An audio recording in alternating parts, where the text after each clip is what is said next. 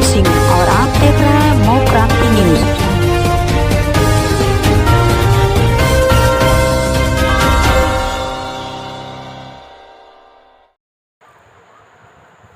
स्वागत है आपका मऊ क्रांति न्यूज में।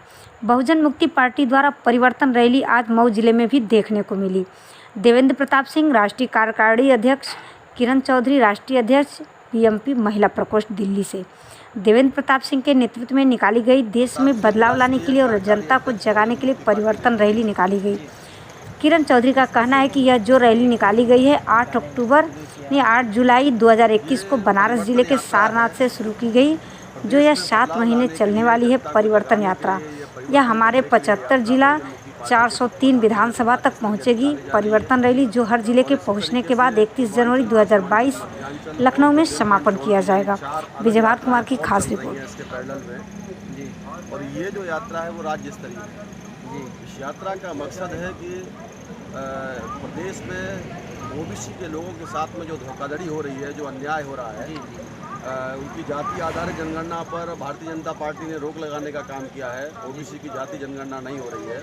तो जाति जनगणना करवाने के लिए हम लोग ओबीसी के भाइयों को जगाने का काम कर रहे हैं। जनगणना पर कांग्रेस ने भी रोक लगाने का काम किया और बीजेपी भी कर रही है। और समाजवादी पार्टी की तरफ से जो ओबीसी के नेता हैं माननीय अखिलेश यादव, उनकी तरफ से भी कोई पहल नहीं हो रही है। इसलिए हम लोगों ने SC और ST ओबीसी और माइनॉरिटी के लोगों को जगाने के लिए, उनको हक अधिकार दिलाने के लिए परिवर्तन यात्रा निकाल रहे हैं। इसके साथ साथ में जो पदोन्नति में आरक्षण समाप्त कर दिया गया था SC ST का, उसको पुनर्बहाल करने के लिए हम लोग इस यात्रा को निकाल रहे हैं। और इसके साथ साथ में ओबीसी को भी पदोन्नति में आरक्षण मिलना चाहिए, उनका संवैधानिक अधिकार है। ये भी, इसके लिए भी बहुजन मुक्ति पार्टी ये परिवर्तन यात्रा निकाल रही है। मुसलमानों को 18% रिजर्वेशन मिलना चाहिए उनकी संख्या के अनुपात में। ये भी ये लड़ाई हम लोग लड़ रहे हैं। इस मुद्दे को हम ही लोगों ने उठाया था कि नीट परीक्षा के अंदर में ओबीसी का जो अभी आरक्षण समाप्त कर दिया गया था भारतीय जनता पार्टी के नीट परीक्षा में इन्होंने जो है कि 19 जो मुसलमानों को आरक्षण मिलना चाहिए उससे बाहर कर दिया है। नहीं, ओबीसी पिछड़े वर्ग के लोगों को, पिछड़े वर्ग के बच्चों को डॉक्टर बनने के अधिकार से वंचित करने का काम भारतीय जनता पार्टी ने किया। तो उसको पुनर्बहाल करने के लिए हम लोगों ने इस मैदान में लड़कर की लड़ाई उठाई। तो नरेंद्र मोदी को अभी झुकना पड़ा उसको लेकर के, उसकी पुनः बहाली करनी पड़ी है। और अभी उसका नोटिफिकेशन जारी नहीं हुआ है। तो 3 तारीख को फिर से राष्ट्रीय पिछड़ा वर्ग मोर्चा के नेतृत्व में फिर से प्रदर्शन रैलियां निकाली जा रही हैं 3 अगस्त में। उसका भी बहुजन मुक्ति पार्टी समर्थन कर रही है। तो अभी जब तक ओबीसी के लोगों को न्याय नहीं मिल जाएगा तब तक ये लड़ाई रहेगी। 2022 के विधानसभा चुनाव के अंदर में हम लोग 403 विधानसभाओं पर चुनाव लड़ने जा रहे हैं और अपनी सरकार बनाने जा रहे हैं। इसकी तैयारी हमारी चल रही है। चाहेंगे आप?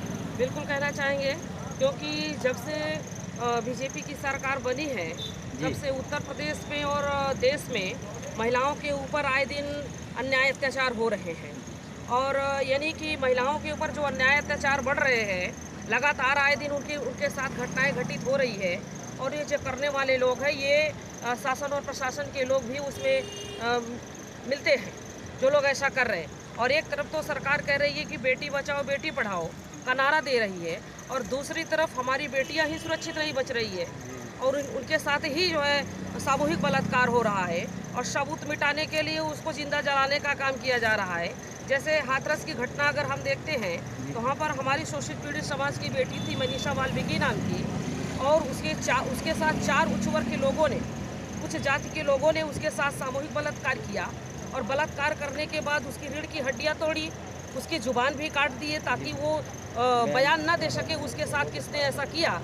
लेकिन योगी सरकार को इस मुद्दे पर उसको आवाज़ उठाना चाहिए था, एक ठोस फैसला लेना चाहिए था। लेकिन उन्होंने फैसला नहीं लिया, बल्कि उन 4 उच्च जाति वर्ग के लोगों को बचाने के लिए उन्होंने अपनी एड़ी चोटी लगाने का काम किया था।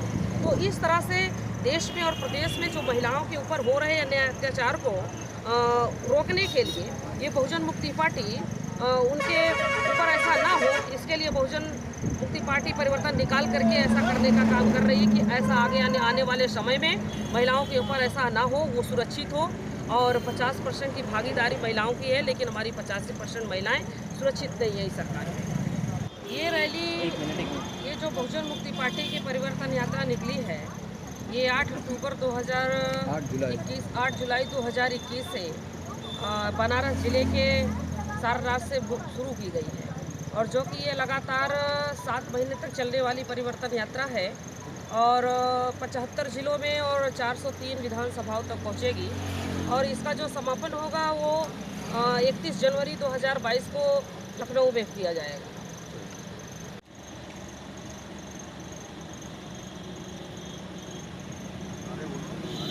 बहुजन मुक्ति पार्टी जिंदाबाद जिंदाबाद जिंदाबाद। बहुजन मुक्ति पार्टी जिंदाबाद जिंदाबाद जिंदाबाद। प्रताप सिंह जिंदाबाद जिंदाबाद जिंदाबाद।